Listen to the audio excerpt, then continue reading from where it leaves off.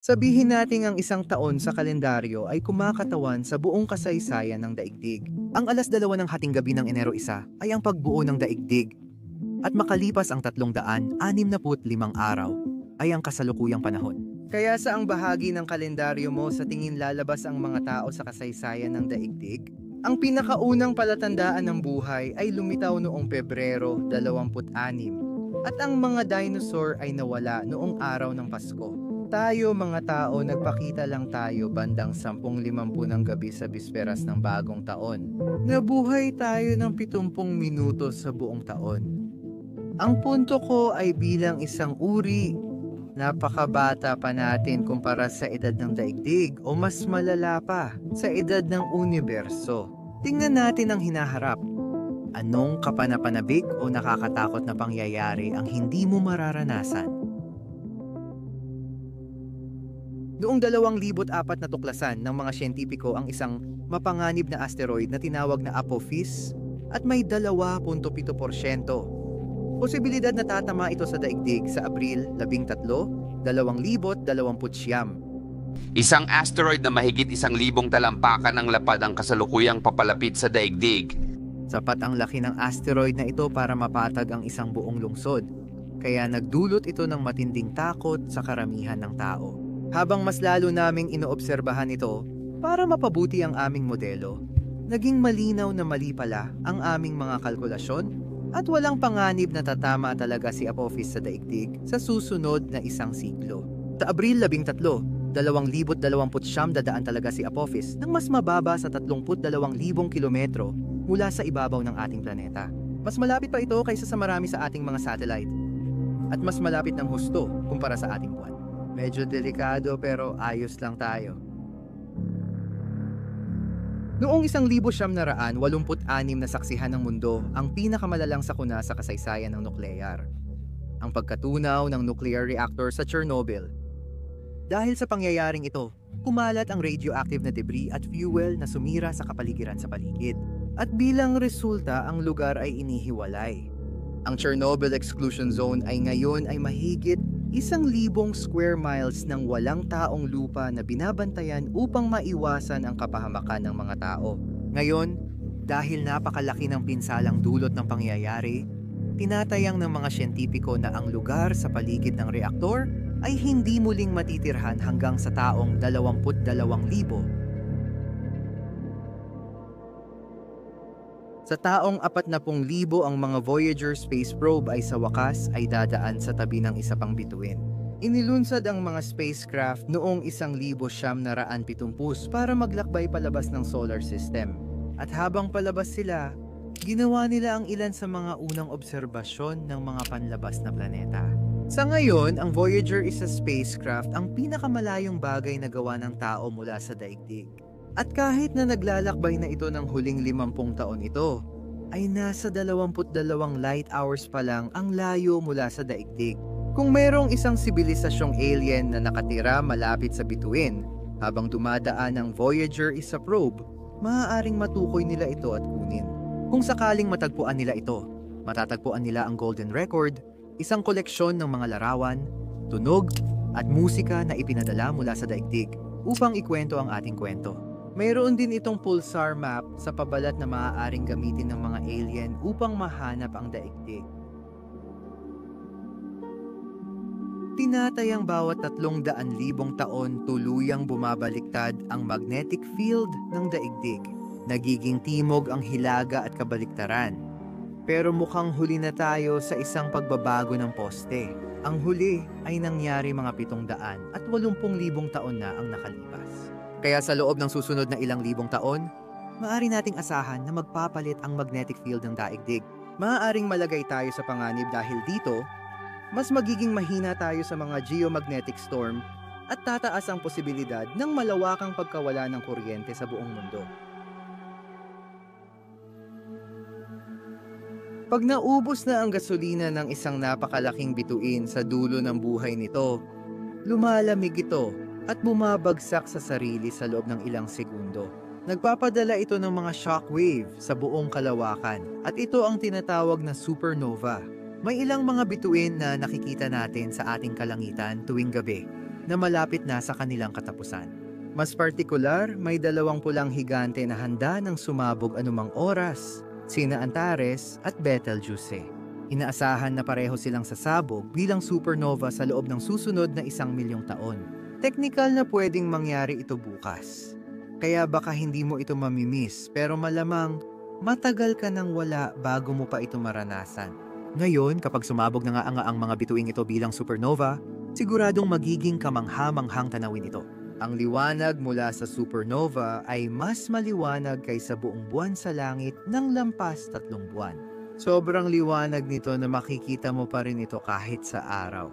Ngayon kahit na malamang ay hindi mo ito makikita sa buong buhay mo, may mga tao sa kasaysayan na sinuwerte at nakita ito. Noong 1604 napansin ng Aleman na astronomong si Johannes Kepler ang isang maliwanag na supernova sa gabi. Akala niya noon ay isang bagong bituin ang kanyang nasasaksihan. Pero sa totoo lang, isang supernova lang pala ang kanyang nakikita.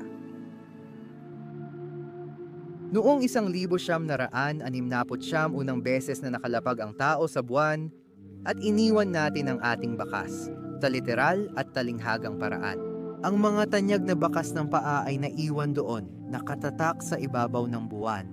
Ngayon, hindi tulad sa Earth, walang hangin at walang tubig sa buwan na maaaring magpawala ng mga bakas ng paa. Gayunpaman, pagkatapos ng humigit kumulang 10,000,000 taon, ang pinakaunang mga bakas ng paa na iniwan ni Neil Armstrong at Buzz Aldrin ay tuluyang mawawala dahil sa epekto ng mga micrometeorite. Pagkalipas ng 100,000,000 taon mula ngayon, mawawala na ang mga tanyag na singsing ng Saturn.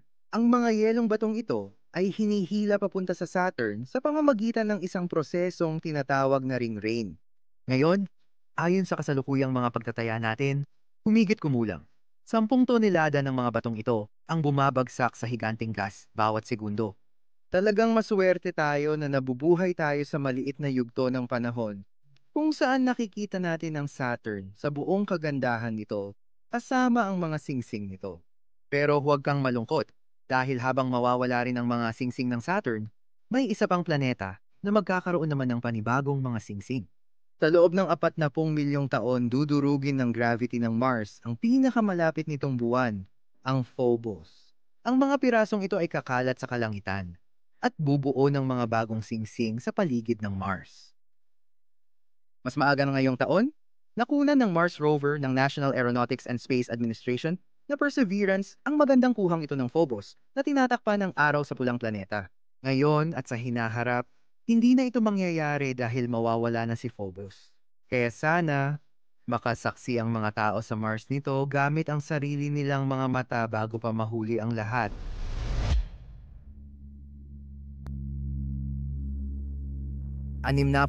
na milyong taon na ang nakalipas, isang asteroid na may lapad na 10 kilometro ang tumama sa Gulf of Mexico na nagresulta sa pagkamatay ng mga dinosaur. Ayon sa pinakamagagaling nating simulation, inaasahan na ang mga ganitong pangyayari ay nagaganap isang beses kada 250 milyong taon. Sa susunod na 180 milyong taon kung narito pa rin tayo, mararanasan natin ang kaparehong kapalaran. Maliban na lang kung may teknolohiyang kayang protektahan ang daigdig. Ang gamma ray bursts ang pinakamararahas na pagsabog sa universo. Nabubuo ang mga ito habang nabubuo ang isang itim na butas. Ngayon, kahit na tumatagal lang sila ng ilang segundo, ang gamma ray bursts ay naglalabas ng kasing daming enerhiya na ilalabas ng ating araw sa buong 10 bilyong taon ng pag-iral nito. Masasama sila. Ang gamma ray burst sa loob ng Milky Way ay magdudulot ng matinding pinsala sa biosphere ng daigdig. Ayon sa ating pinakamahusay na modelo, ang mapanganib na gamma ray burst ay inaasahang mangyari minsan tuwing 500 milyong taon. At ang mas masama pa, nangyari na ito noon. Naniniwala kami na 440 milyong taon na ang nakalipas. Isang gamma ray burst ang tumama malapit sa daigdig at nag-convert ng nitrogen at oxygen sa nitrogen dioxide sa ating atmosfera. Dahil dito, Nagdilim ang kalangitan at napilitan ang planeta na pumasok sa isang panahon ng yelo. Ang pangyayaring ito ang naging sanhi ng pagkamatay ng mahigit 100 pamilya ng mga hayop sa dagat. Ito ang pangalawang pinakamalaking pagkalipol sa kasaysayan ng planeta. At sa loob ng susunod na 500 milyong taon, tatamaan na naman tayo. Ang ating galaksiya, ang Daang Gatas, ay nasa tuwirang landas ng banggaan sa ating kalapit na galaksya, Andromeda. Sa ngayon, 2.5 milyong light years ang pagitan natin. Pero sa 4.5 bilyong taon, magbabanggaan tayo at magkakaroon ng kaguluhan sa mga bituin at planeta. Magbubuo ito ng isang bagong galaksya na tatawaging Milkdromeda. Ang napakalaking itim na butas sa gitna ng parehong mga galaksya ay magkikita at magsisimula ng isang kosmikong sayaw na sa huli ay magbabanggaan at maglalabas ng mas maraming enerhiya kaysa sa pinagsama-samang lakas ng bawat bituin sa nakikitang universo. Alam kong parang nakakatakot ito, pero sulit ang stress para sa tanawin ng kalangitan sa gabi. Bawat gabi ay parang eksena mula sa isang pelikula sa Hollywood. Sa loob ng 2 bilyong taon, makikita natin ang disk ng Andromeda na papalapit sa atin. Sa loob ng 3.75 bilyong taon, ang Andromeda ay malinaw na makikita sa ating kalangitan sa gabi. Pagkatapos, makalipas lang ang 100 milyong taon, mapupuno ang langit ng maliwanag na mga ilaw mula sa mga batang bituin na ipinapanganak. Ngayon, 4 na bilyong taon mula ngayon, ang Andromeda ay mahahatak at mahahaba dahil sa tidal forces at ang Milky Way ay magiging baluktot. Hindi ba't kamangha-mangha kung makikita mo ito gamit ang sarili mong mga mata?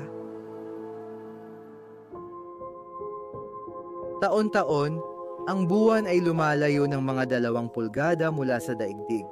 Dahil dito bumagal ang pag-ikot ng mundo. Alam ko na parang maliit lang ang 2 pulgada, pero sa loob ng bilyon-bilyong taon, malaki rin ang epekto nito. Kasi noong bata pa ang daigdig, 5 oras lang talaga ang isang araw. Pero habang unti-unting lumalayo ang buwan sa loob ng 4.5 bilyong taon, bumagal ang pag-ikot ng daigdig, kaya naging 24 na oras na ngayon ang isang araw.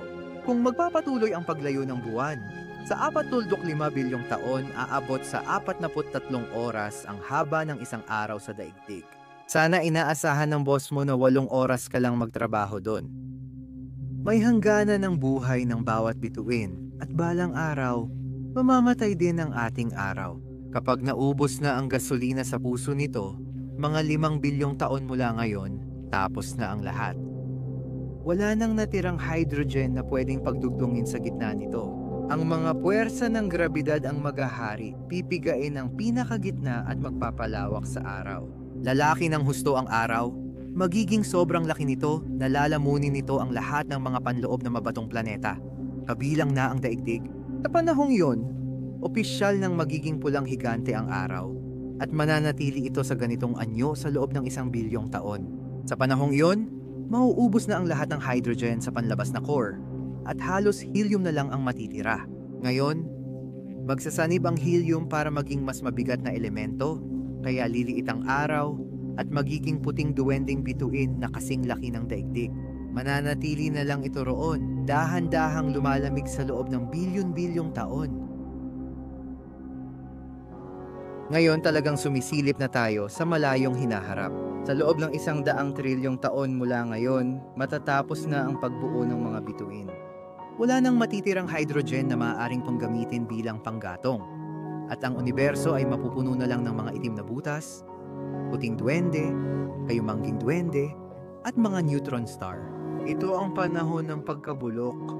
Ang universo ay magiging malamig at madilim, at lalo pa itong lalamig habang lumilipas ang panahon. Posible na may ilang mga planeta na mananatiling umiikot sa paligid ng mga natitirang bituin na ito. At kung mapapanatili nila ang sapat na init mula sa loob, maaari pa silang magpatuloy na magpanatili ng buhay sa anumang anyo. Ang anumang natitirang sibilisasyon ay ikot sa kadiliman, naghihintay na tuluyang mamatay ang mga huling ilaw ng universo. Ang mga puting duwende at mga neutron star ay sa huli mamamatay sa pamamagitan ng isang prosesong tinatawag na proton decay. Ngayon kapag nangyari ito, ang tanging matitira na lang sa universo ay mga itim na butas. Ito ang panahon ng mga itim na butas at magsisimula ito trilyon-trilyong taon mula ngayon. Paglampas nito, di tayo sigurado sa mangyayari pero malamang wala nang makakakita nito. Maliban na lang, syempre, kung totoo pala ang mga teorya tungkol sa multiverse.